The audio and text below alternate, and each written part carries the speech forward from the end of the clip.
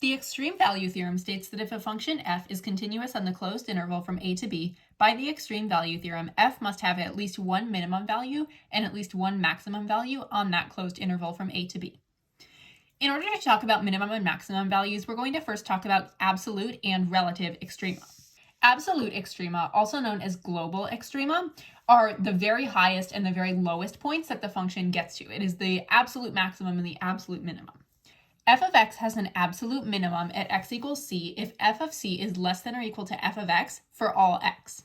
So when we talk about the absolute minimum over here, it looks like our absolute minimum on this graph is going to occur at this point right here. So the actual absolute minimum value is approximately, it looks like -15 there. So our absolute minimum value is -15, and it occurs at x equals 1. F of x has an absolute maximum at x equals c if f of c is greater than or equal to f of x for all x. So this is the very highest point of the function. And absolute extrema can occur at closed endpoints. So if something is asking you for the absolute maximum or the absolute minimum, that can occur at an endpoint. In this case, it looks like our absolute max, which occurs at x equals 7, is approximately 65 or 70. Normally, you will not have to approximate. This is just an example here. I'm going to go with 65. I'm going to say my absolute max is 65, and it occurs at x equals 7. And absolute extrema, absolute minimums or maximums, can occur at those closed endpoints. Let's find the absolute maximum and minimum in the following example. So there actually is no absolute maximum value for this particular function because it has an arrow on this end, which means it's just going to keep going up and up. So that means it doesn't even have a maximum. It just goes up to infinity. So the absolute max does not exist. So this part is irrelevant here. And then when we look at the absolute minimum, since we have an open dot here, the absolute minimum actually also does not exist because we don't have a value. Like if this were a closed dot, then our absolute minimum value would be -3 and it would be occurring at x equals 3. But since that's an open dot there, we can't classify that as an absolute minimum. Absolute extrema can occur at closed endpoints, but they can't occur at open endpoints. This is why the extreme value theorem is only applicable on the closed interval from a to b, not the open interval. And so this is also irrelevant. Critical points, also known as critical numbers, are points on a function where the first derivative is equal to 0 or is undefined. Critical numbers do not occur at the endpoints of a function. Critical numbers are not always minimum or maximum values of the function, but they sometimes are. Some examples of places where critical points might occur is places where there is a horizontal tangent line because the derivative is equal to 0, places where there's a vertical tangent line because the derivative is undefined, and corners or cusps because you can't find the derivative at a corner or a cusp. So let's take a look at this first example. It says at which x coordinates do critical numbers occur on the closed interval from -5 to 2. So we are looking from -5 to 2. The first critical number that I see is at -2.3, -1.75. So the first x coordinate will be x is equal to -2.3. That's a critical number because that is a corner in the graph. The second critical number that I see is at x is equal to 0. And that's because at x equals 0, the slope of the tangent line, or the derivative, is equal to 0. So it's a point on the function where the first derivative is 0. So these are the two x coordinates where we have critical numbers. Determine the absolute extrema and the x coordinates of the critical points of the function f shown to the left. Absolute extrema is just another word for the absolute or global maximum and minimum. So first I'm going to find the absolute max. In this case, the absolute maximum actually doesn't exist because we just have that arrow that's going up to infinity. So absolute max does not exist. Now I will find the absolute minimum. The absolute minimum value is -1.58, and it occurs at x equals -8. It's very important that you list the y coordinate as the actual value. That's the actual minimum or maximum value, and it occurs at the x coordinate of -8. So absolute min is -1.58, and I can write in parentheses occurs at x equals -8. Now it's time to find the critical points. Remember, critical points do not occur at endpoints, so I cannot count this one as a critical point. But I can say that we have a critical point at x equals -4, because at x equals -4, the slope of the tangent line would be vertical, so the derivative would be undefined there. And I have one more critical point, and that is at x is equal to 4. And that's because we have a corner in the graph there, so the derivative would be undefined at that location. And I think that's it for the critical points. I don't see any other locations where the first derivative or the slope of the tangent line is 0 or is undefined. Now we will discuss relative extrema, also known as local extrema. f of x has a relative minimum at x equals c if f of c is less than or equal to f of c for all x near c. And the difference between the relative or local extrema and the absolute or global extrema is that when we talk about the relative minimum or maximum, we're just talking about it for it to be the maximum for all of the x near c. It's not the absolute maximum of the entire graph. It's just the maximum for all of the x near c. And f of x has a relative maximum at x equals c if f of c is greater than or equal to f of x for all x near c. A function may have multiple relative maximums or minimums. All relative extrema occur at critical points, but not all critical points are extrema. This is a very important statement that's going to be important for future topics as well. All relative extrema occur at critical points. Relative extrema cannot, however, occur at endpoints. And that makes sense because a critical point cannot be an endpoint. All relative extrema have to occur at the critical points. So if the critical points are not endpoints, the relative extrema will not be endpoints either. A point can act as a relative max or min and an absolute max or min, depending on the context of what the graph looks like around it. So let's take a look at this graph here. When we look for a relative maximum, there's no relative maximum up here because this one's just going up to infinity, and then it goes down, but then it goes up here. So we have a relative maximum at the point 0, 0. So the relative maximum, the y value is 0, and that occurs at x equals 0. And that is because f of 0, which is 0, is greater than or equal to f of x for all of the x near c. All of the other points are less than 0 here. And then we have a relative minimum occurring at x equals negative 2.3, and the actual value is negative 1.75, because that value is lower than all of the points immediately surrounding it. Remember that relative extrema cannot occur at endpoints, so we can just disregard this one. That is not a critical point, nor is it a local minimum. Identify all global extrema, local extrema, and critical points of the function shown. So when we look for the global max, we're looking for the absolute highest value that the function attains, which in this case looks to be about 4, maybe like 4.1 or 4.2. So I will say the global max is approximately 4.1, and that occurs at x equals 2. Now to look for the global minimum, we look for the absolute lowest value that the function attains. And it looks to be over here, right around x equals 3.5. And the actual value or the actual minimum value looks to be about 0.2. So I'll say it is 0.2 and it occurs at x is equal to 3.5 approximately. Now for the relative maximums, remember that we can have more than one relative maximum or minimum. So we're just looking for, are there any points that have a higher value than the points surrounding them? And we have one of those at x equals negative 1. So it looks to be at approximately 1.8. So we have a relative max at around 1.8, which occurs at x equals negative 1. And we have another relative max up here at x equals 2, at y equals approximately 4.1. Notice that this is a situation where the global max double dips as a relative max. So it is both a relative max and a global max. So we have that relative max at approximately 4.1, and it occurs at x equals 2. Now for the relative minimum value, we only have one here, and it is at x equals 0, y is approximately 0.7 it looks like, and x equals 0.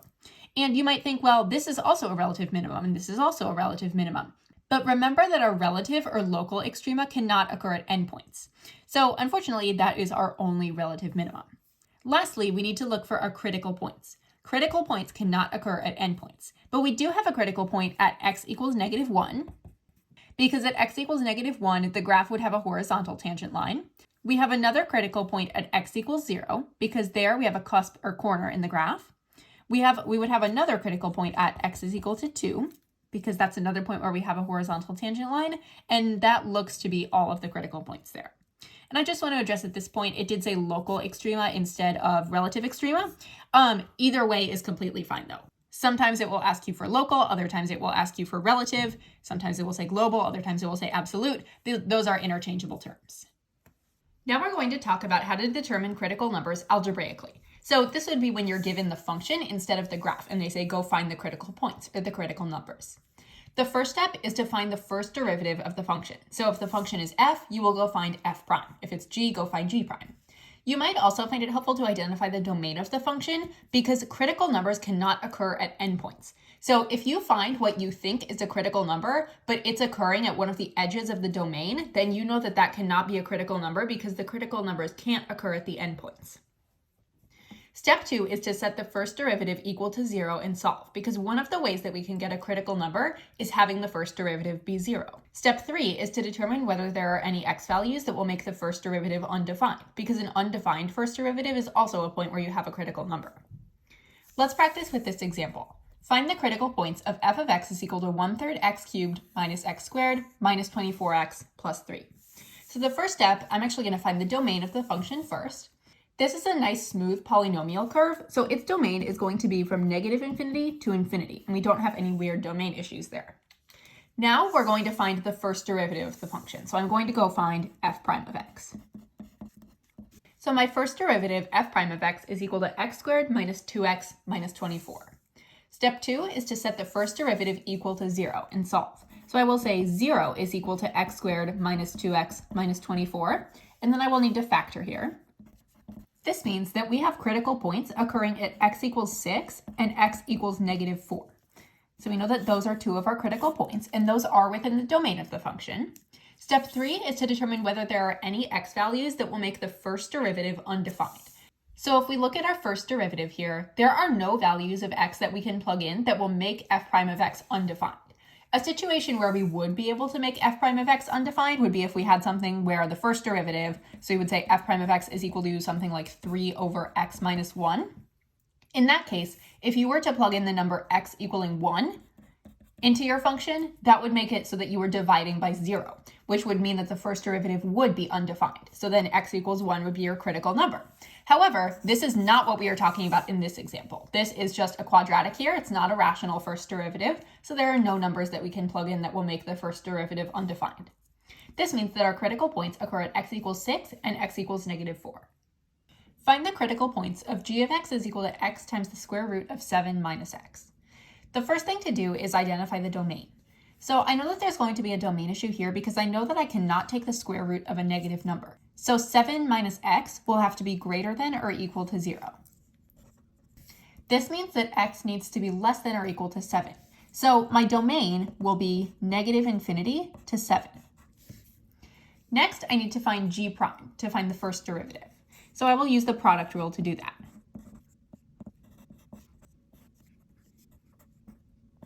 At this point, I'd really like to get this to a common denominator of 2 rad 7 minus x. So what I'm going to do to this term to make it have a denominator of 2 rad 7 minus x is to multiply the numerator and denominator by 2 times rad 7 minus x. In the numerator here, I have rad 7 minus x times 2 times rad 7 minus x. So this one is actually just going to be 2 times 7 minus x because the two square roots of that same number just produces that number. And that is all over 2 times the square root of 7 minus x. And then I'll copy down the rest of this. And then I can consolidate it into one term. Now for step 2, I need to set the first derivative equal to 0 and solve.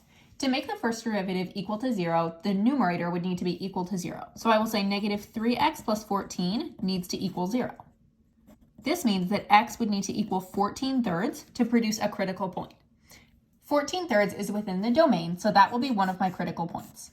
And then I need to determine whether there are any x values that will make the first derivative undefined. If the denominator was equal to 0, that would make the first derivative undefined because you can't divide by 0. So I will set 2 times square root of 7 minus x equal to 0. This would mean that 7 minus x would need to equal 0, so x would need to equal 7. This is why it is very important that you identify the domain, because right now you might be thinking, oh, well, 7 is my other critical point. However, remember that critical numbers cannot occur at endpoints.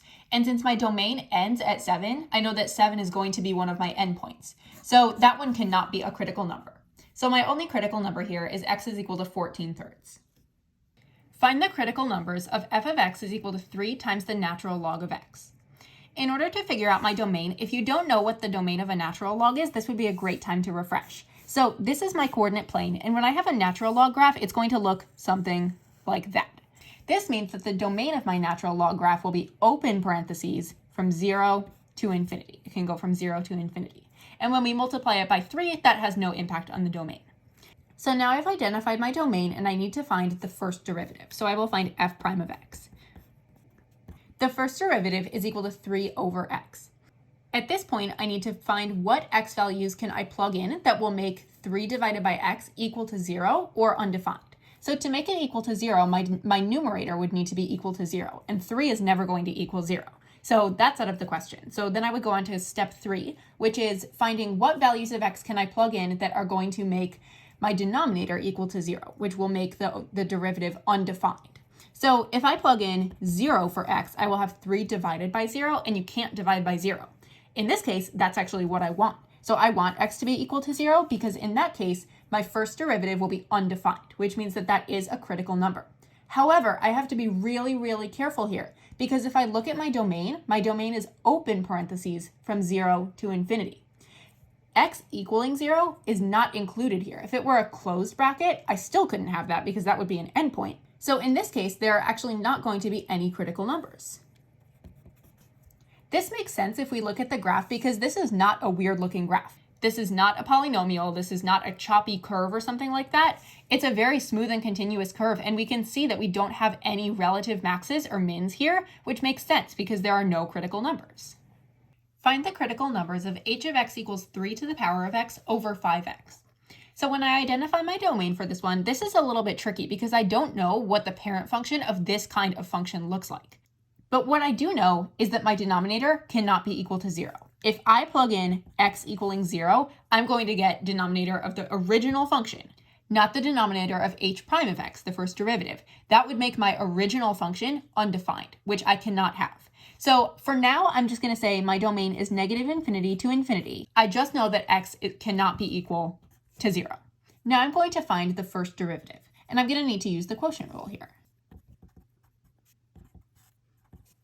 Now I will set my numerator equal to 0, because if my numerator of the first derivative is equal to 0, that's going to make my first derivative equal to 0, which will be where we have a critical point. I'm going to pull out a greatest common factor of this to make it a little bit easier to work with. So in this case, my greatest common factor will be 5 times 3 to the power of x. Now I can set each of these equal to 0. So I can set 5 times 3 to the power of x equal to 0. And there is no value for x that I can plug in that will make 3 to the power of x equal to 0. So there's going to be nothing there. And then if I set x times the natural log of 3 minus 1 equal to 0, then I can do some rearranging. I will get x times the natural log of 3 is equal to 1, divide by natural log of 3, and I get x is equal to 1 over the natural log of 3. That is one of my answer choices, so I think I'm on the right track here. Now, to verify that this number actually works in my domain, what I'm going to do is plug it back in for x. So I will try h of 1 over the natural log of 3. Now, I don't actually care what this number is so long as it is actually a defined number, and it's not going to give me something like does not exist or infinity.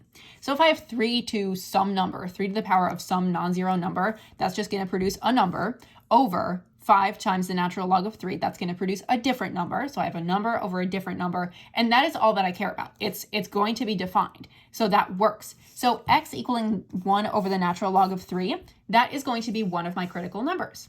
And it's trying to trick me here. It's saying x is equal to 0, but I know that x cannot be equal to 0 because that's not in the domain of the original function. So I already know it's not those two. So it must be answer choice B because that matches what I got. Find the critical numbers of f of x is equal to sine of x plus 1 over rad 3 cosine x on the open interval from 0 to 2 pi.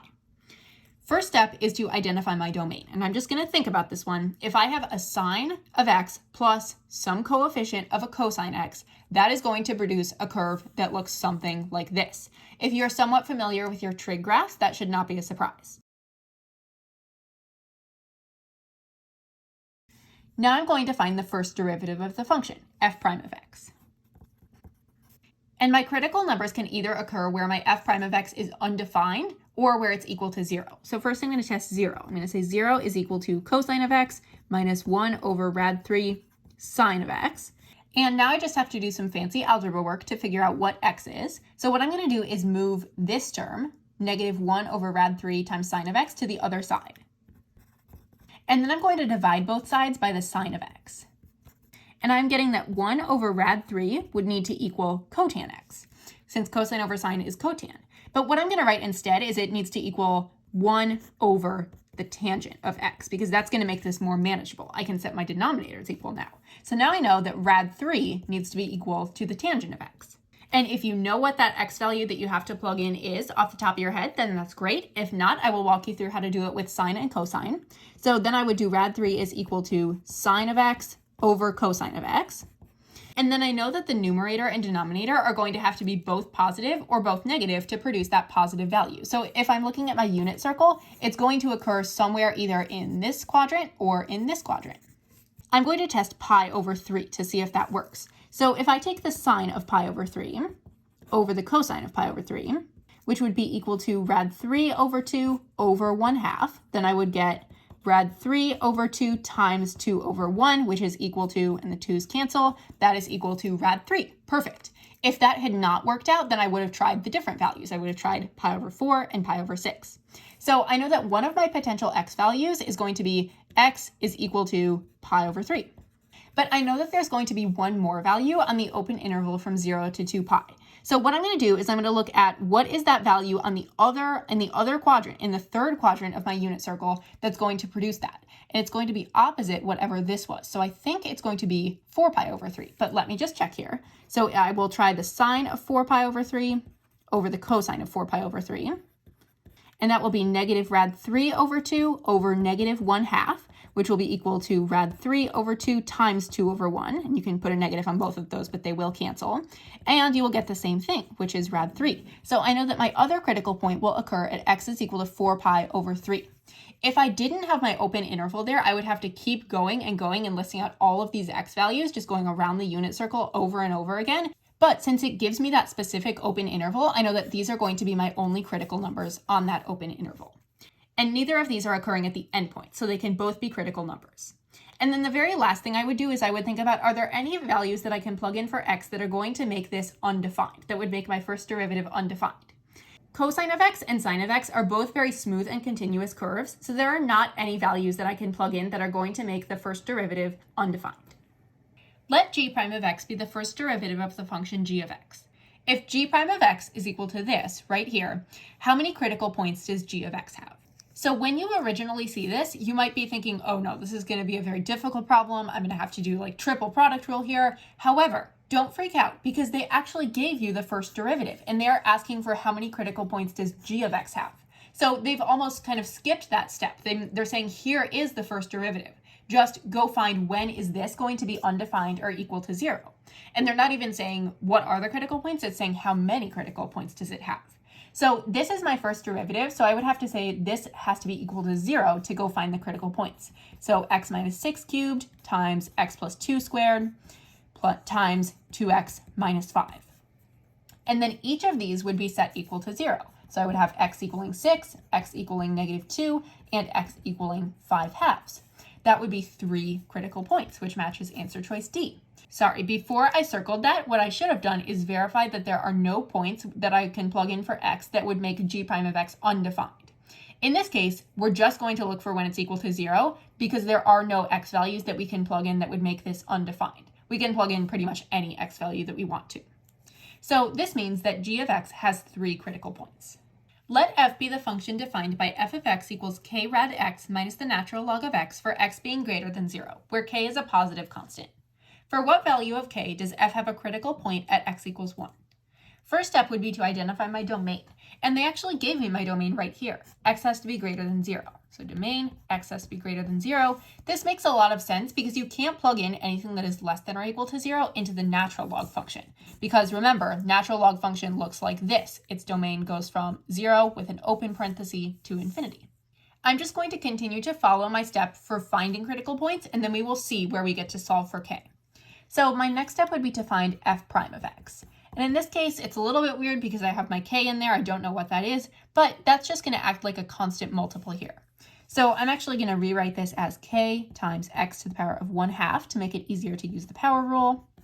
And then I will go take the derivative. So k is my constant multiple, and then that's times 1/2 x to the power of negative 1/2 minus derivative of the natural log of x, which is 1 over x.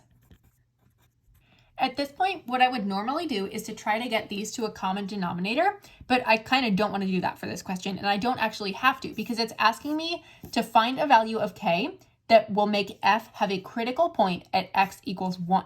So what I'm going to do is plug in 1 for x to this f prime function. So I'm going to say f prime of 1 is equal to k over 2 rad 1 minus 1 over 1. And then in order to make f have a critical point at x equals 1, f prime of 1 needs to equal 0. So now I'm going to take this portion of the equation. So I have k over, and then 2 times rad 1 is just 2. K over 2 minus 1 is equal to 0. K over 2 is equal to 1. K is equal to 2. And that is my value of k that makes f have a critical point at x equals 1. Now I'm going to do a brief justification for this problem, explaining why that works. When k is equal to 2, f has a critical point at x equals 1 because f prime of 1 is equal to 0 when k is equal to 2. That would be an acceptable justification if this was an FRQ.